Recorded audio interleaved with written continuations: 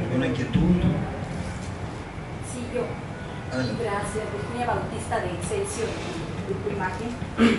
Yo quería, bueno, relacionado con la fundación, ¿desde dónde comienza la arquitectura moderna y dónde termina y comienza la contemporánea?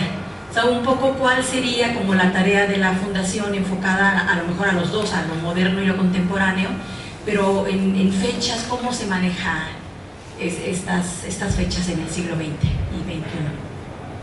Por favor. Bueno, mire, es una pregunta muy interesante, pero al mismo tiempo considero muy complicada, ¿sí? Porque es el comprometerse a unas fechas. Yo pondría en 1933, es muy importante, porque es una fecha que fueron los debates de 1933 arquitectónicos. ¿Cuáles fueron los debates de ese momento? De hecho, hay libros, hay publicaciones muy específicas en las cuales había dos tendencias. Número uno es poner énfasis en lo que es la cultura, digamos, colonial, la cultura prehispánica. Y número dos, el basarse en la cultura popular, vernacular, sin olvidar la parte colonial, pero haciendo énfasis en la parte moderna, contemporánea, todas las enseñanzas que venían del racionalismo europeo y asimilarlas a la cultura. 1933 sería la parte, y con la Carta de Atenas también. Sí, no, y digo, perdón que te interrumpa, al contrario, pero creo que estas enseñanzas que hablaba ya Guillermo, pues vienen de la Carta de Atenas de 1933, donde se generan principalmente todos estos lineamientos de la modernidad, y que además conoce Barragán, porque Barragán está en 1925 en Europa y conoce el espíritu nuevo de Le Corbusier. Creo que cuando Barragán regresa, pues empieza a hacer arquitectura funcionalista, que yo creo que te regreso el micrófono para ahondar un poquito más en ese tema que me parece súper importante, que es una coyuntura en función de lo que nuestra compañera está comentando. Sí, ahondando también con eso, Barragán tiene la oportunidad de conocer a Le Corbusier en 1931.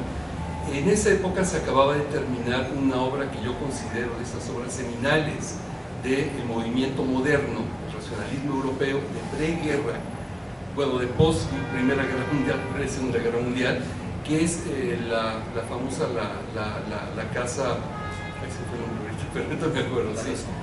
No, es la Visa Savoy, Sí, la Visa, que está en las afueras de París, ¿sí? Entonces Barragán va a visitarla y a partir de ahí regresa a México, y Barragán se muda de Guadalajara a la Ciudad de México en 1935 y tiene la famosa etapa racionalista que se llama, donde de 35 a 40 construye en la colonia Cuauhtémoc, un poco en la colonia Juárez, una serie de edificios que van a transformar además también lo que es el urbanismo de estas colonias, marcando una pauta muy interesante, donde hubo una serie de, en fin, arquitectos que empezaron también a seguir las pautas constructivas.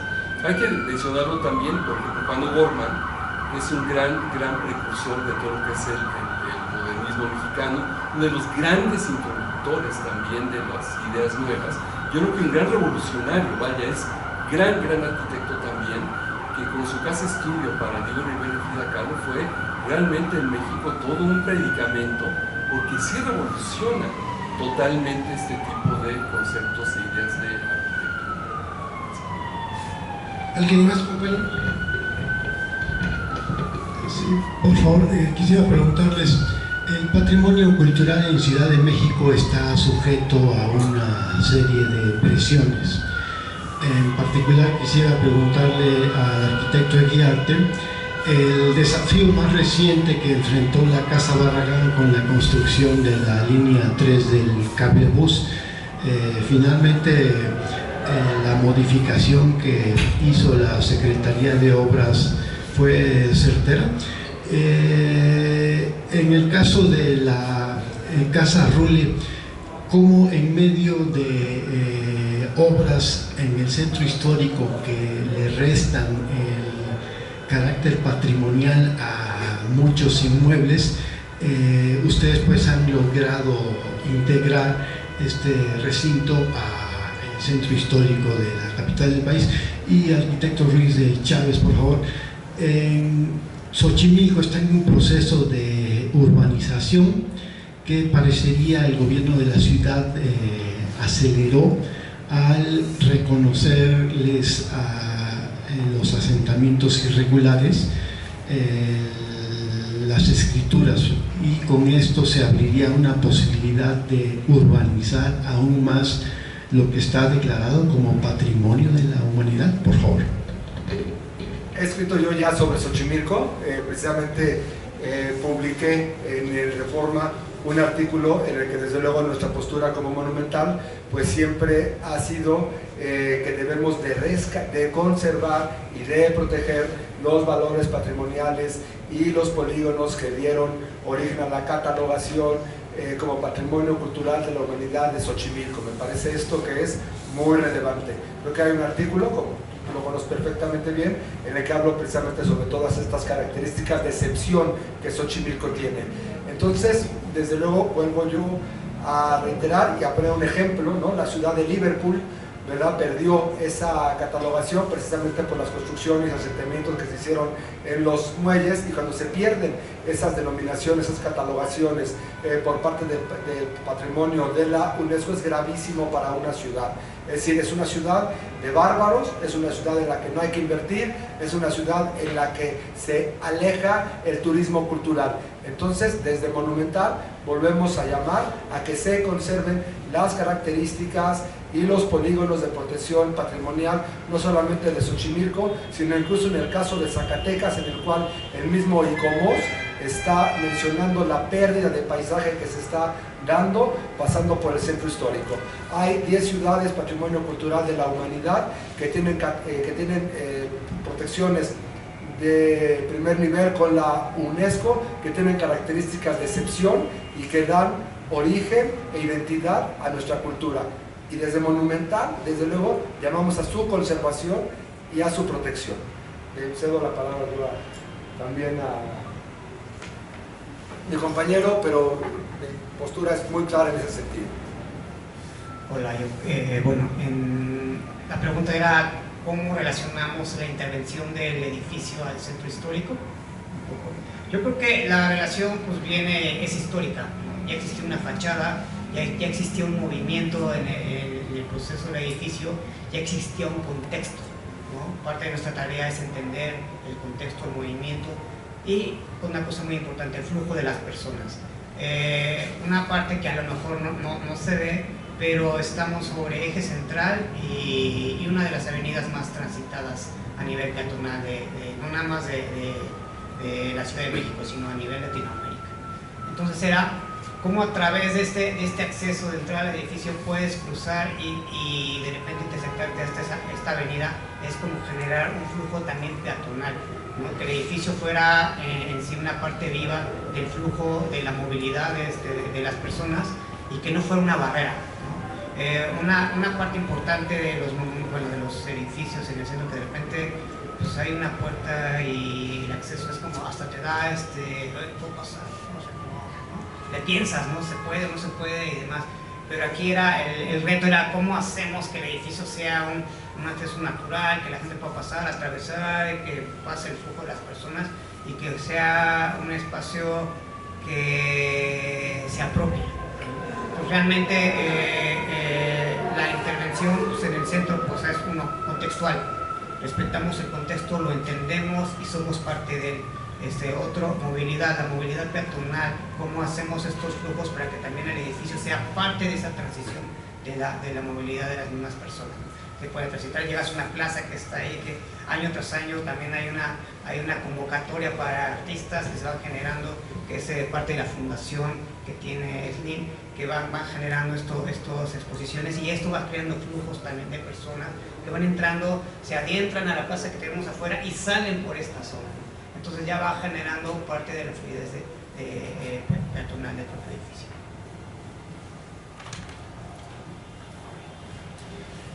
Sí, antes de pasar a la respuesta concreta, es cosa de entender, como les platicaba hace un momento, que las ciudades son entes vivos, es una entropía de crecimiento, que las necesidades sociales van cambiando, se van adaptando, y de alguna manera la ciudad que se queda estática tiende a morir. Por eso el valor agregado de lo que es el monumento, de lo que es el patrimonio, es muy importante.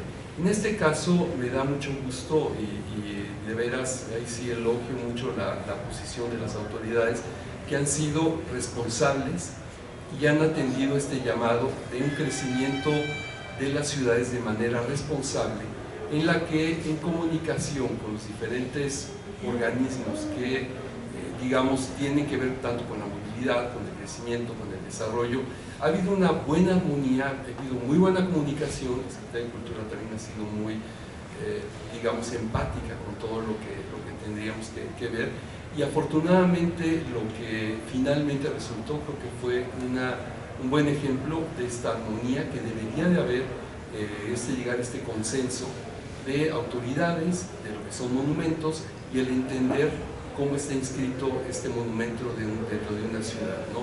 Es el caso, vaya, en fin, lo que mencionaba Carlos, también hay el tema de Viena. Hubo en un momento, le iban a quitar la declaratoria por lo mismo, que había unos edificios que estaban, digamos, amenazando el que se quitara la declaratoria.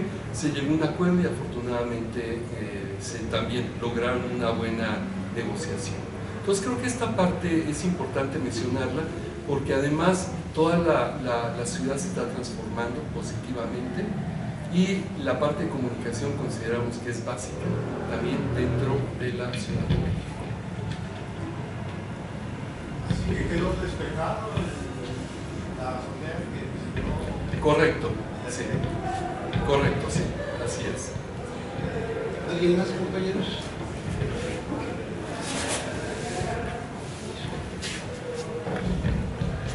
Estela Bejarano, buenos días, de Infosola. Ya está abierto al público. ¿Ya el público puede entrar, recorrerlo de pies a cabeza? ¿Falta alguna etapa? De hecho ya está abierto al público. Cualquier persona puede entrar a las galerías. Actualmente hay una serie de servicios culturales que obviamente hay un sistema para inscribirse y demás, pero son en su totalidad gratuitos.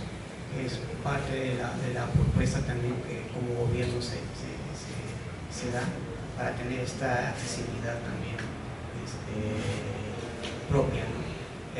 Sí, falta, hay una etapa que creo que es el restaurante, pero eso ya no pertenece a la Secretaría de Cultura, como lo mencionó Carlos. Es muy buen ejemplo de intervención, de rescate de un inmueble, la intervención de lo público y lo privado, porque a pesar que hubo una inversión privada, es un espacio público, ¿no? Eso yo creo que es lo que le da vida a este edificio, ¿no? De que así como está abajo hay un cinto libro y en Argentina no sé qué, que lo puede ocupar, puedes acceder al edificio sin que te digan no, pero ya no, el edificio en su totalidad está, bueno, faltan la parte de la seguridad y demás, pero está funcionando bien. Gracias. Hola, mi nombre es Nancy Estrada de ACE Internacional.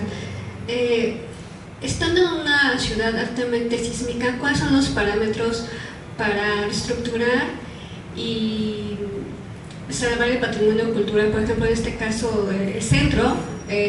Yo, por ejemplo, tengo de buena fuente que durante el sismo del 2017, la manzana de aquí enfrente quedó muy mal, pero no sé cómo estén bueno, toda el área, ¿no?, de aquí del centro. Pues mira, el centro, pues ya sabemos, es un área muy flexible, muy débil en cuanto a los sismos, pero también los reglamentos van cambiando año tras año. Por ejemplo, cuando hablo del edificio, cuando nos toca rediseñar, reestructurar el edificio, ya lo tuvimos que hacer con normativas que nos mandaba el reglamento para su momento, ¿no? Obviamente, yo creo que conforme va pasando el tiempo van creciendo y se van configurando estas normativas, pero no hay como una respuesta a decirte qué sistema o qué proceso tenemos que hacer para un proceso estructural del centro. ¿Por qué? Porque los edificios tienen su historia, su memoria y demás.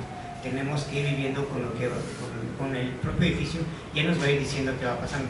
Obviamente cuando pasa un movimiento, cuando pasa un sismo, ¿qué hacen los especialistas? Pues ir a estudiar el edificio, ver el tipo de rescate que va a hacer, si es desde las cimentaciones, muro o es el acabado. Por eso no lo determinamos realmente nosotros. Obviamente a través del tiempo se van reforzando y se van generando las medidas para que esto vaya funcionando mejor, ¿no? Conforme va pasando el tiempo también nosotros nos tenemos que ir teniendo ese conocimiento para saber qué tipo de intervención tenemos que hacer a los edificios. Cuando ahorita que hay intervenciones nuevas o rescates nuevos, ya se trabajan con los nuevos reglamentos, no nada más llegar, sino ya si hay que hacer un reforzamiento especial se tiene que hacer, ¿no? Para que esto vaya solventándose de la mejor manera posible. Yo quisiera agregar a lo que comenta mi compañero el arquitecto Pepe Ayar y desde luego Guillermo Eguiarte, porque no solamente es el centro histórico, ¿no? Ya hablábamos de Xochimilco, pero también hablamos de lo que pasa sistemáticamente en la colonia Condesa, en la colonia Roma, en la colonia Juárez, en la colonia Cuauhtémoc, San Miguel Chapultepec, Tacubaya, etc., ¿no? Yo creo que hay que distinguir que cuando de repente alguien compra, algún arquitecto, alguna gente compra un inmueble y está catalogado, y lo primero que dicen es, chin, está catalogado, no se puede hacer nada, ¿qué voy a hacer? Entonces vamos a irle quitando piedrita por piedrita, ¿verdad? Para ver si algún día tenemos la suerte de que pues, se afecte estructuralmente y llegue ya, se haga un dictamen y me permitan tirar el edificio porque no se puede hacer nada. Y ese es un poquito, o lo hacemos en complicidad, y ahí pues vamos también un día, un fin de semana, llegamos a la colonia Roma y la casa que estaba ya no está y ya se demolió. Entonces creo que es bien importante en materia de conservación y de patrimonio, porque finalmente la colonia Roma y Condesa nos gustan, o la Juárez, ¿verdad? Pues por sus características de arquitectura ecléctica, Art Nouveau o Art Deco. Si la Condesa no tuviera Art Deco, pues no sería la Condesa, sería Santa Fe, que tiene otras características. Entonces, creo que aquí la parte más importante, y me consta, pues es un poquito, y lo voy a decir con todas sus palabras, sobre la ignorancia de los arquitectos y de la gente que no conoce la historia y que ve la catalogación como un problema y que dice, uy, está catalogado, no podemos hacer nada. Eso es mentira, ¿vale? Porque a mí me consta, como lo mismo ya lo comentaba Guillermo Eguiarte, ¿verdad?, que la Dirección de Conservación de Arquitectura de Bellas Artes, si uno llega con un proyecto que reconozca el valor del inmueble, sus características históricas y patrimoniales, puede uno proponer una integración con la arquitectura contemporánea e ir de la mano para desarrollar estos proyectos y se autorizan. Y hay ejemplos de esto. Creo que es importante reconocer esa parte, porque no se trata de ir tirando el patrimonio porque está catalogado, sino al contrario, que es la puesta en valor del patrimonio. Hay que reconocerlo, hay que integrarlo, hay que sentarse con las autoridades de Bellas Artes y de el INAH, que con buenos proyectos están abiertos a que se generen buenas arquitecturas, buena integración, y sigamos conservando las características patrimoniales de Tacubaya, de la colonia Juárez, de la Cuauhtémoc, de la colonia Roma, de la Condesa, de San Ángel, y de las características pues, que dan identidad a nuestra Ciudad de México. ¿Alguien más, compañeros? Gracias, sí. Yo dos aspectos más. Como monumental ahorita, ¿cuáles son los retos que ves en el patrimonio? ¿Qué edificios ahorita están como en peligro, que ahorita ustedes están buscando proteger? Y si nos puedes adelantar un poquito más de la Bienal, en qué país sería, y más o menos para adelantar algo, ¿no? ¿Cuál sería la temática, por ejemplo, eje? Claro. Justo lo que dije yo, hay una depredación casi hormiga, ¿no? Y no hay semana en la que no tengamos alguna noticia por parte de Excelsior, de Reforma y de cualquier otro medio de comunicación en la que ya están tirando una casa de la Colonia Juárez, sin manifestación, sin autorización, o recientemente, ¿no?, el caso de Mississippi, que tiraron una casa de la época funcionalista de Luis Barragán, sin ninguna autorización y sin ningún permiso. Creo que esa parte es muy importante y muy sensible.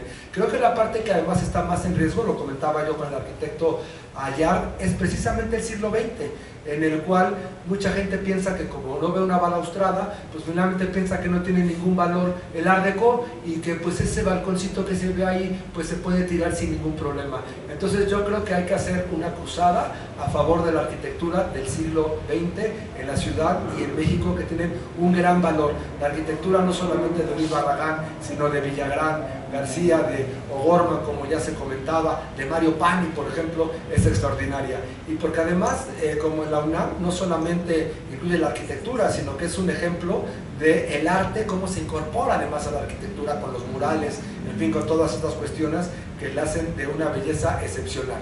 Y en la Bienal del 2026, que además vamos a coincidir junto con el Mundial de Fútbol y que queremos, pues porque es lo mismo, ¿no? Es decir, la gente que viene al Mundial de Fútbol, pues no solamente va a venir a la Ciudad de México a ver el fútbol, sino tendrá que ver pues la Catedral Metropolitana, tendrá que ver el Lule, tendrá que ver la Casa Luis Barragán, y es lo que proyectamos nosotros, por eso es lo que mejor podemos exportar. Y desde luego van a haber una serie de acontecimientos previos. En enero del próximo año vamos a lanzar ya la convocatoria. ¿Qué países nos van a acompañar en esta primera convocatoria? Pues desde luego será Cuba, será desde luego España, será Finlandia, será China, y además con la noticia que con España además fuimos invitados a través del embajador Juan Duarte a presentar también esta bienal en la FIL de Guadalajara. Creo que esa parte pues también nos honra mucho, y para el 2026 pues vamos a hacer la convocatoria con el primer título de la Bienal del 2026, que va a ser la puesta en valor del patrimonio cultural. Es decir, el patrimonio cultural se debe de ganar su sustento. Ese va a ser el título que va a orientar la convocatoria, la exposición y todas las actividades que se van a hacer, desde luego aquí en la Ciudad de México, en el Centro Histórico, y ojalá que evidentemente ciudades como Oaxaca pues también nos estén acompañando, y otras más. Gracias.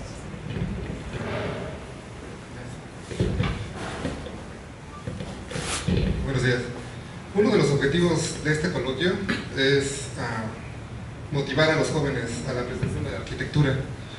De eso nos pueden mencionar algo, y cómo es que los jóvenes pueden llegar a hacer el cambio en lo que estamos buscando de apreciación a la cultura mexicana, a la arquitectura mexicana. Claro que sí. Creo que al rato vamos a ver un video que vas a ver muy bonito, en el que hemos participado, en el cual creo yo que la parte más importante para conservar el patrimonio pues es transmitir su valor a las próximas generaciones, que sean ellos pues los que entiendan el valor de nuestra cultura, pues para que ellos sean los que la conserven, ¿no? Creo que esa es la parte más importante. Finalmente nosotros ya estamos viejitos y son los chavos de 20 y tantos años cuando ven a Dua Lipa en la terraza de Luis Barragán, en la terraza de la casa Luis Barragán, cuando dicen, caray, pues ¿por qué está ahí Dua Lipa, verdad? Pues porque Barragán es excepcional. Y entonces son ellos los que tienen que precisamente ser los principales pues artífices de la conservación de su tradición y de su cultura. Vamos a llevar al coloquio un cortometraje, ficción, ¿no?, de un artista que va descubriendo la obra de Barragán. Y este cortometraje, que se presenta allá en Madrid, es hecho por jóvenes cineastas de menos de 30 años. Entonces, bueno, pues vamos cumpliendo con el objetivo de poder transmitir ese conocimiento, y queremos, aquí voy a comprometer a Pepe, lo voy a invitar, el 24 de noviembre lo queremos presentar aquí en la Ciudad de México en el Cine Cosmos, y ojalá que lo podamos presentar en el Cosmos, pero cerrando Tacuba, ¿no? Vamos a cerrar México-Tacuba, y mejor hacemos una gran fiesta del 24 de noviembre, presentamos el cortometraje y que lo podamos transmitir también al pueblo de Tacuba. Entonces creo que la parte más importante pues es transmitir esto a las futuras generaciones. No sé si alguien de mis compañeros quiera agregar algún otro comentario. Sí. invitados el 24, vamos a cerrar Tacuba, ¿no? Y hacemos una verbena y una kermés, ¿verdad? ¿Alguien más, compañeros? Bueno, creo que parte de mi pregunta ya se contestó, pero de todas maneras quisiera como enfatizar cuál es el beneficio que tiene México cuando Monumental abre un evento tan importante de la hispanidad en Madrid, específicamente además en los lugares que los hace, como el Colegio de Arquitectos de Madrid y la Casa de México en Madrid. Pues la verdad es que nos honra como Monumental, además que somos una fundación sin fines de lucro de reciente creación. Esto, como saben, en mayo del año pasado pues apenas fue cuando suscribimos el convenio con la Red Europea de Ferias del Patrimonio Cultural, y pues desde luego yo creo que es muy significativo para la arquitectura mexicana, sobre todo que es, yo creo que una de las partes más representativas de ese sincretismo que se da entre la arquitectura prehispánica y la arquitectura colonial, en donde empezamos a dialogar con una serie, pues ayer también me hacen la pregunta en el medio de comunicación de la Crónica, en el que desde luego ustedes me van a corregir, pues el atrio es una creación de este sincretismo, ¿no? En el cual pues finalmente llegan los frailes, ¿verdad? Hacen sus conventos, pero al final lo hacen con mano indígena. Entonces cuando el padrecito se distrae, pues la mano indígena pues pone uno de sus símbolos. Entonces yo creo que finalmente esa amalgama que se da en la arquitectura colonial, que después ya deviene en la parte de veras de la arquitectura ecléctica y la arquitectura funcionalista y Art Nouveau que se da aquí en México, honra que la arquitectura mexicana en su devenir histórico pues abra el mes de la hispanidad en Madrid. Somos los primeros, el 1 de octubre abre Monumental junto con mis compañeros, abrimos la arquitectura mexicana, el mes de la hispanidad, como un símbolo precisamente de ese sincretismo de la arquitectura y entre dos países, que es México y España, que no solamente compartimos arquitectura, gastronomía, vino, arte, en fin, muchas otras cosas que se van a ver a lo largo de ese mes en Madrid. ¿Alguien más? Entonces pasamos los micrófonos a Alejandro Zúñiga, por favor. Si nos ayudan con la transmisión del video para cerrar y agradecerles su presencia. Muchas gracias por venir a pesar del tiempo y de que cerrar lo conflictivo que está en la realidad. Finalmente se logró el objetivo. Es muy breve, son 20 segundos. Hablando de los jóvenes, formalmente la premier del Color de la Luz en la Casa de México en España el próximo 1 de octubre. Nos vemos. Sí, por favor. Hola, soy Andrés Hernández, director del Color de la Luz, y los invito formalmente a la premier del Color de la Luz en la Casa de México en España el próximo 1 de octubre. Nos vemos. Escogimos precisamente por lo de los jóvenes, ¿no?